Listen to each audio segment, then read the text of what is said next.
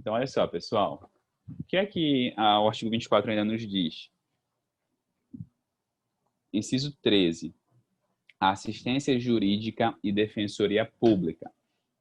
A assistência jurídica, gente, é assistência ao que a gente chama aos desassistidos na forma da lei, né?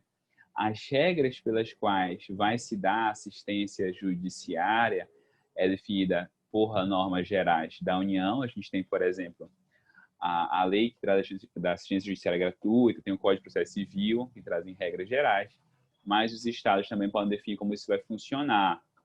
E a Defensoria Pública, né? Como ela vai funcionar. Nós temos Defensoria Pública na União, e aí, obviamente, as regras são só as regras federais, mas as defensorias públicas estaduais, essas têm tanto as normas que estão na Constituição, que se aplicam a todas as defensorias públicas, quanto as normas federais e as normas estaduais. Olha só, artigo 130, deixa eu ver aqui, 130 e 133, não, 134. A Defensoria Pública é a instituição permanente, essencial à função jurisdicional do Estado, incumbindo de como expressão e instrumento do regime democrático, fundamentalmente a orientação jurídica, a promoção dos direitos humanos e a defesa em todos os graus, judicial e extrajudicial, dos direitos individuais e coletivos de forma integral e gratuita aos necessitados, na forma do inciso 74 do artigo 5º da Constituição. Ok. Essa aqui é a Defensoria Pública e tem outras regras nos parágrafos seguintes que vão regulamentá-la. Além disso, tem leis federais e leis estaduais. Tá bom?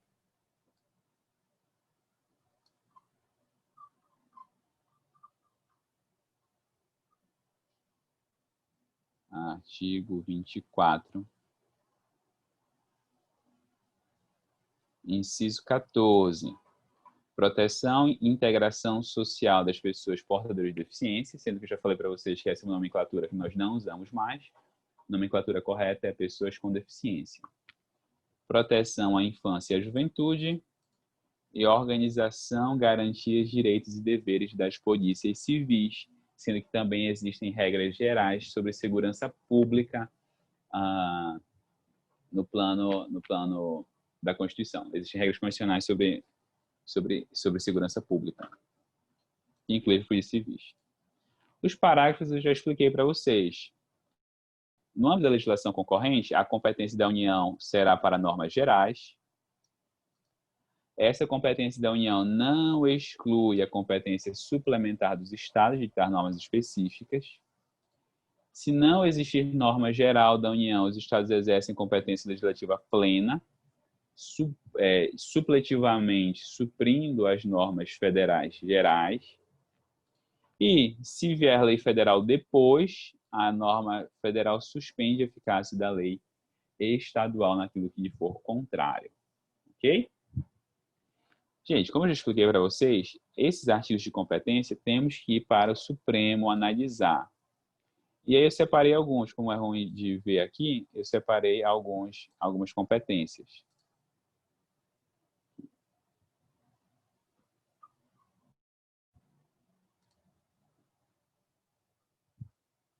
Deixa eu só ver. Acho que travou a página.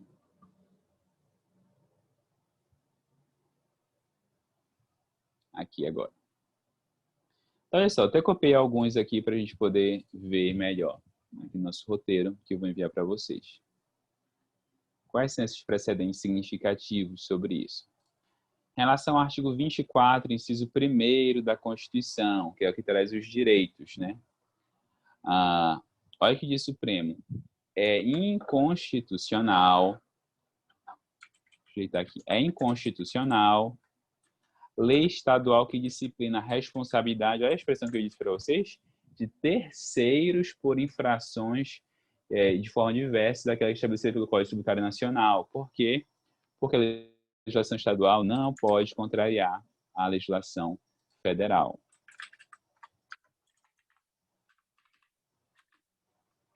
Ok?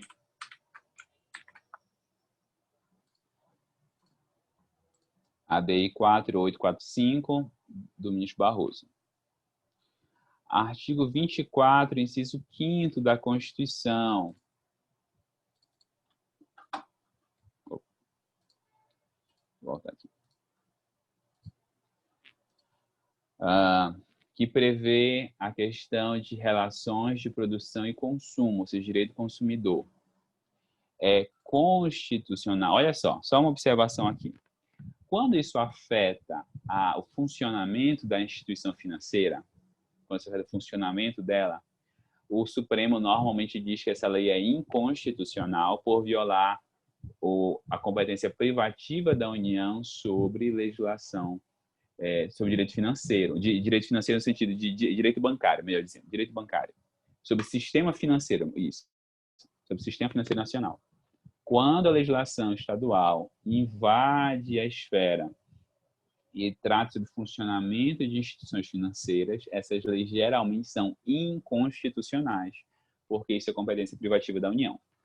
Quando, no entanto, isso diz respeito tão somente às relações de consumo que envolvem bancos ou instituições financeiras, o Supremo considera constitucional. Olha o que ele diz: é constitucional a lei estadual que prevê a instalação de dispositivos de segurança nas agências bancárias, considerando a competência concorrente entre União e Estados para legislar sobre relações de consumo. Tá?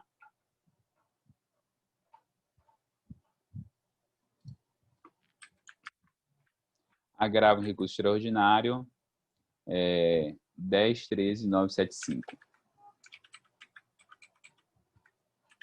Primeira turma.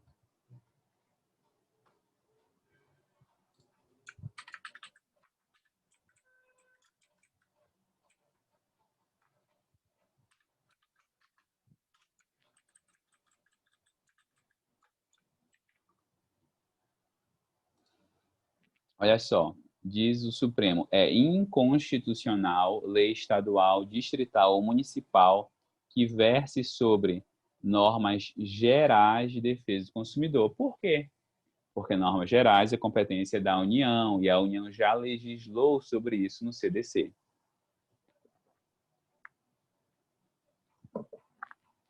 A lei não pode estabelecer diferenças nos serviços de cadastro de dados de proteção ao crédito que não sejam compatíveis com o Código de Defesa do Consumidor.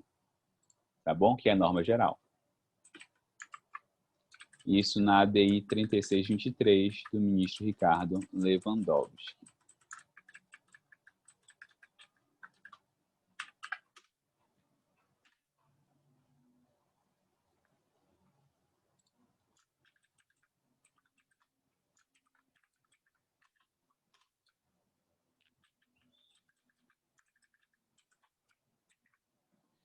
Lei estadual número... olha só, isso aqui sobre meio ambiente. Meio ambiente também existe uma confusão muito frequente, a gente vai ver isso no amianto, entre normas gerais e normas estaduais, ou quando aquilo é norma estadual ambiental e quando aquilo entra em outras matérias que são competências da União. Então, por exemplo, Lei Estadual 11.078 de 99 de Santa Catarina, que estabelece normas sobre controle de resíduos de embarcações, oleodutos e instalações costeiras. Aí disseram assim, olha, se está legislando sobre oleoduto, embarcação, isso é direito marítimo. Direito marítimo é competência privativa da União, nós sabemos disso. Aí o Supremo disse, não é direito marítimo. Isso aqui é direito ambiental que afeta o mar, e não direito do mar que afeta o meio ambiente. E não direito marítimo ambiental, é o inverso, ou seja, a preocupação central é o meio ambiente. Se a preocupação central é o meio ambiente, competência legislativa concorrente. E sobre responsabilidade por dano ao meio ambiente, né? Artigo 24, inciso 8º da Constituição. No entanto, neste caso aqui, ocorreu a superveniência de lei geral sobre o tema. O que acontece? Suspensão da eficácia do diploma legislativo estadual no que contrariar a legislação federal. Ficou claro isso aqui, gente? Ou não? Agora, olha só, imagina outro caso, imagina outra situação, diferente dessa que a gente está dando aqui. Imagina a situação em que você tem uma legislação estadual que estipula regras para níveis de poluentes que veículos automotores emitem. Olha só, uma lei estadual regulamenta índices de poluição que veículos automotores podem expedir. O que é que vocês acham? Isso diz respeito, isso é competência concorrente ou não? Deixa eu ver até se eu encontro esse precedente aqui.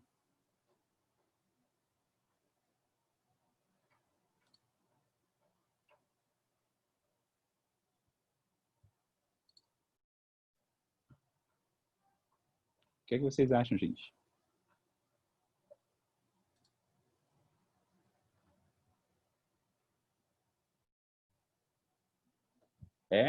Olha só, artigo competência privativa da União. Isso mesmo, Romeu. De trânsito e transporte. Isso aqui, deixa eu só procurar o precedente, ver se eu encontro para vocês. Cancelamento de multa.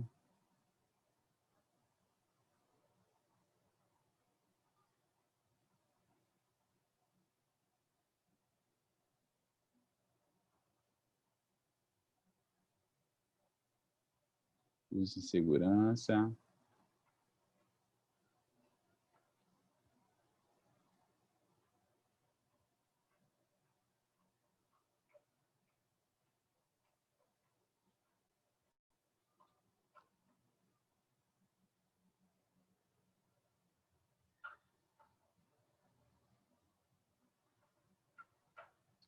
Não vou encontrar aqui, mas enfim, o Supremo tem precedente em relação a isso, tá bom?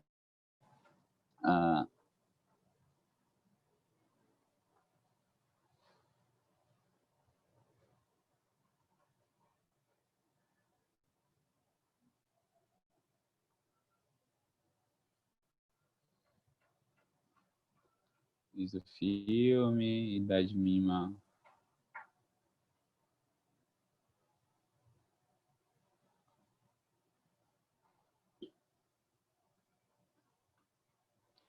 Mas o Supremo tem julgamento que vai definir que, caso você tenha uma situação de legislação estadual que regule, por exemplo, índices de poluição para permissão de funcionamento de veículos, de operação de veículos, isso é trânsito e transporte, portanto, foge à competência estadual.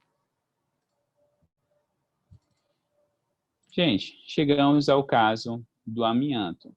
A Adrine disse que vai fazer uma exposição de meia hora sobre o que é o amianto. Não, meia hora não, mas o que é amianto, Adrine? Para que ele serve? Professor, colocando saia justa aqui. Olha, o que eu posso te dizer sobre o amianto é que ele aqui no Brasil ele é mais conhecido como asbesto. E o Brasil era o terceiro, ou ainda é o terceiro, maior produtor de asbesto no mundo. O amianto, do ponto de vista mineral ou químico, como preferir, é um sal mineral do grupo dos filosilicatos, ou seja, duas camadas de silicato ligado a algum íon ou cátion, pode ser negativo ou positivo, metálico, mas ele é extremamente tóxico e cancerígeno. Aqui ainda é permitida a utilização de um tipo de amianto para fabricação de fibrocimento. Eu até verifiquei antes lá no site do Ministério do Meio Ambiente, eles permitem a crisotila, que eles usam para a fabricação de fibrocimento, caixa d'água ainda. E essa é a mais utilizada porque ela também é do grupo das serpentinas, ou seja, dos filosilicatos, e que é composto por pequenas fibras. Vai se juntando aquelas fibras todas e formando a estrutura maior. E ela é muito utilizada por causa da resistência a intempéries, resistência de temperatura, custo-benefício em conta, tudo isso é considerado.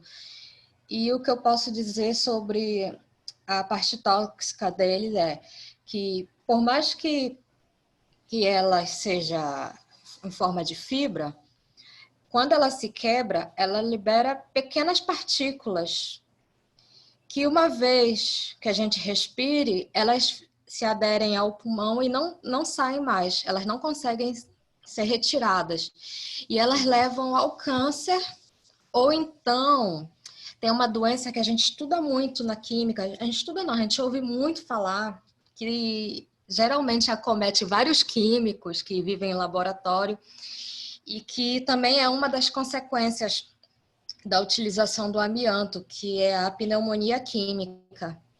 Ela não tem cura ainda. E como o amianto... Alô, acho que caiu teu áudio. Adrine, tá me ouvindo? Ou foi o meu que caiu? Acho que silenciou. Não sei o que aconteceu. Aqui tá ligado o microfone, mas não tô ouvindo. Tá, então olha só. Mas esses pontos, Adrine, por si só já são muito bons para a gente avaliar a questão do amianto. A Adrine sintetizou bem, até de forma mais profunda que eu esperava, o que é o amianto. Então, sim, ele tem uma alta, ele tinha um alto uso por causa de tudo isso que a Adrine falou. Então, alta resistência, baixo custo, fácil empregabilidade em materiais como telha, caixa d'água, materiais fibrosos, né? A telha que a gente chama de brasilite, né? Aquela que, quando você está no calor, ela só falta assar o seu cérebro. Ela era muito usada com base em amianto. Só que no Brasil se aceitava só uma modalidade de amianto, né? Que é a crisotila ou crisolita, não lembro, acho que é crisotila, né? Que é crisotila. E aí, gente, tinha um impasse enorme. Por que um impasse? Porque, como crisotila, obrigado, Adrien, crisotila. Por que tem um impasse? Porque a legislação federal, ela aceitava o uso do amianto. E aí, de novo, envolve meio ambiente, envolve proteção à saúde. A legislação federal aceitava, de 95. Só que muitos estados, eles começaram a proibir. Pernambuco, São Paulo, começaram a proibir o emprego do amianto. E aí, quando surgiu um impasse. Por que qual é o impasse? Porque a legislação federal permite e a legislação estadual proíbe. Uma legislação, a gente acabou de ler, inclusive, uma legislação estadual pode, no caso de competência concorrente, né, proteção à saúde e meio ambiente, uma legislação estadual pode desrespeitar normas gerais, gente? Uma legislação estadual pode prever o contrário de normas gerais? Não. Então, quais foram os primeiros julgados do Supremo? O Supremo disse a legislação estadual é inconstitucional. A legislação estadual é inconstitucional. Ok. E qual é o problema? Bem, legislação estadual inconstitucional, então prevalece a liberação do amianto. Só que aí, com o passar do tempo, foi se consolidando isso que a Adrine comentou. Antes havia até dúvida se era cancerígeno, se não era, que medida era e tal. Só que hoje há um posicionamento majoritário, não vou dizer que é pacífico, porque eu não sou da área, talvez a Adrine possa confirmar se é pacífico ou não, mas existe um posicionamento muito majoritário no meio científico que o amianto é sim cancerígeno e que sim, ele provoca males severos à saúde, como a Adrine comentou. E aí o Supremo começou, aí a gente chama isso no direito de overruling. Ele superou o precedente, ele deu uma virada jurisprudencial. O que é uma virada jurisprudencial? É quando o Supremo, um tribunal pensa de um jeito e aí do nada ele muda para outro jeito de pensar. E aí foi isso que aconteceu. O Supremo, antes, houve uma superação dos precedentes iniciais. Houve o que a gente chama de virada jurisprudencial. Então, o Supremo antes reconhecia a constitucionalidade da lei federal e decidia pela inconstitucionalidade da lei estadual e mudou. ele reconheceu que as normas estaduais que proíbem a sua circulação comercial são normas constitucionais. E aí, ele, olha só como ele inverteu. Ele reconheceu que a lei federal que permite o amianto é inconstitucional. Ele indicou que ela é inconstitucional.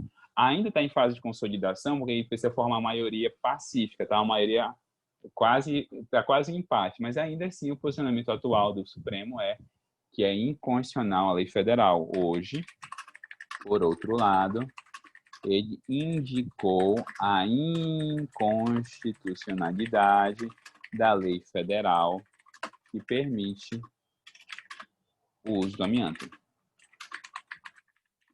Olha só o caso aqui, eu vou copiar a emenda que é ruim de ampliar no site do Supremo. Aqui. Aí a gente tem vários casos, deixa eu ver aqui quais foram os que eu citei. 4066 e 3356. Olha aqui, 3356. 4066 é o primeiro a ser julgado.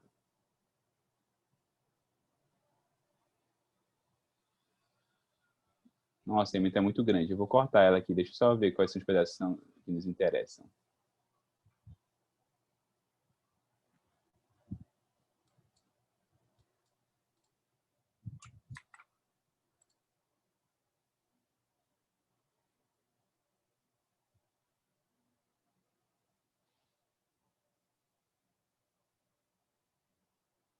Deixa eu pegar, então, a outra, que a outra está mais sintética.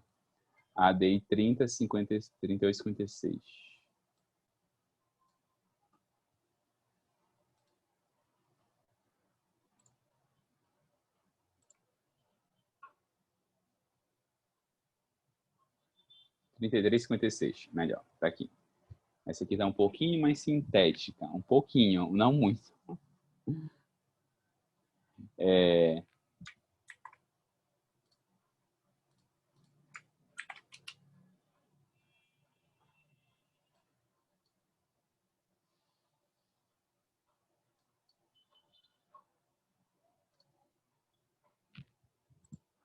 Aqui, gente, olha só.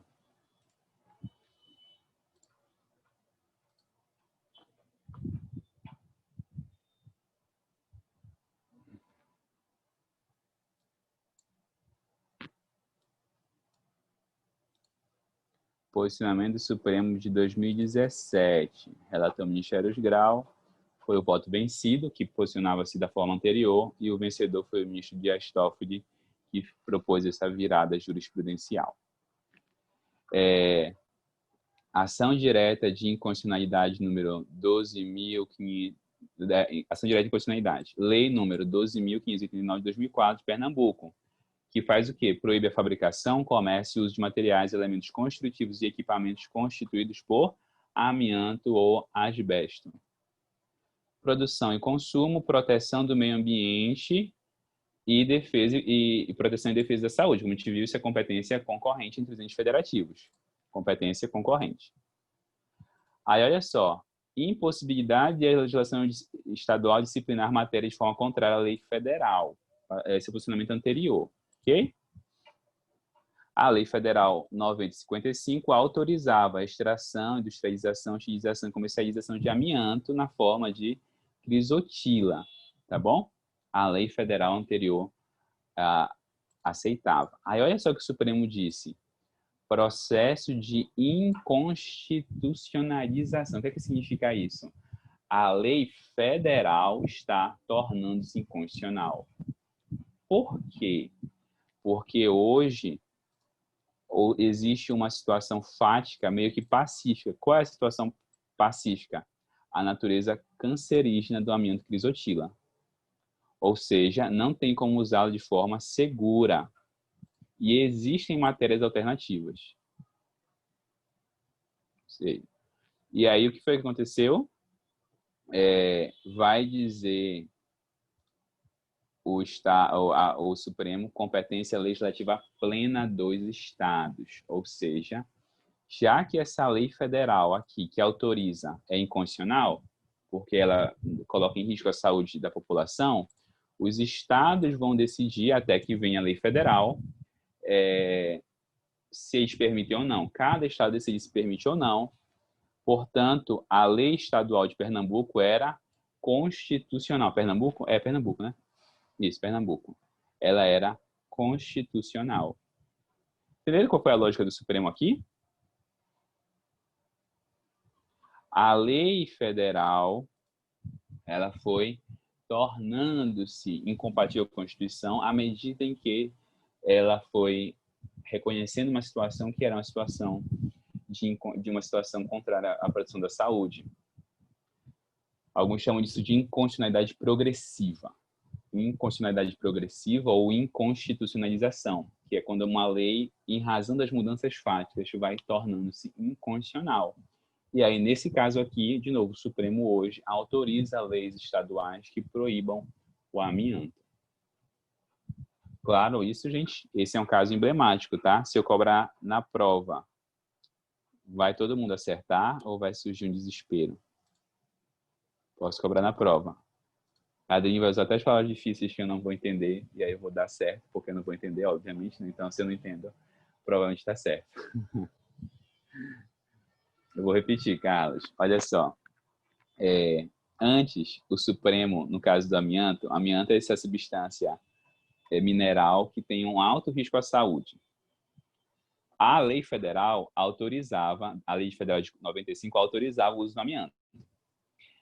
Às vezes, logo, norma geral permite, norma estadual específica não pode proibir. Essa é a regra. Essa é a regra da organização da legislação concorrente. Tá? A legislação concorrente, norma geral fixa, norma estadual tem que respeitar. E aí, sempre surgia a lei estadual proibindo amianto, o Supremo dizia que a lei era inconstitucional por violar o que a norma federal previa. Ok. Só que quando foi em 2017, o Supremo mudou o entendimento, que a gente chama de virada jurisprudencial ou overruling. Tá? Se quiser usar em inglês, overruling. É a superação do precedente. E aí o Supremo disse, opa, não, na verdade, essa norma ela é inconstitucional. Por que ela é inconstitucional? Porque essa norma federal, a norma federal é inconstitucional, porque ela está respaldando e amparando uma situação de grave risco à saúde pública, que é o uso do amianto. Então, esta lei vem se tornando e tornou-se inconstitucional. O nome disso é, como o Romeu colocou no chat, inconstitucionalidade progressiva. Ela vem se tornando inconstitucional. Bem, se a lei federal é inconstitucional e não existe nenhuma outra lei, o que é que resta? Qual é a regra da competência concorrente? Então, os estados vão legislar sobre normas gerais e normas específicas até que a União crie normas gerais, constitucionais. Então, a competência hoje é dos estados, enquanto não vier uma lei específica que regulamente essa situação. Tá bom? Alguns exemplos de ADI que o Supremo julgou, 4066 e 3356, tá bom? Deixa eu só copiar aquela parte do início para vocês terem aqui a ementa, tá? Deixa eu copiar aqui.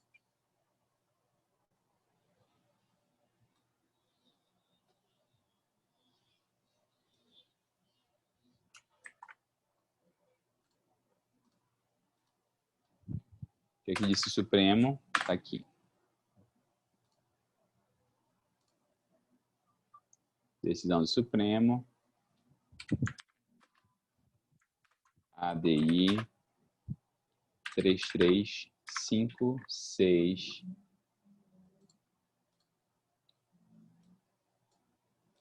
Julgado em 30 de novembro de 2017.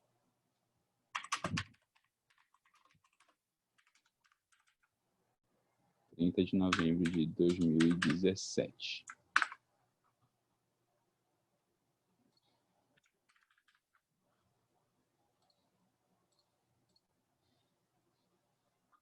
Tudo bem? E agora, tá claro? Pode cair na prova?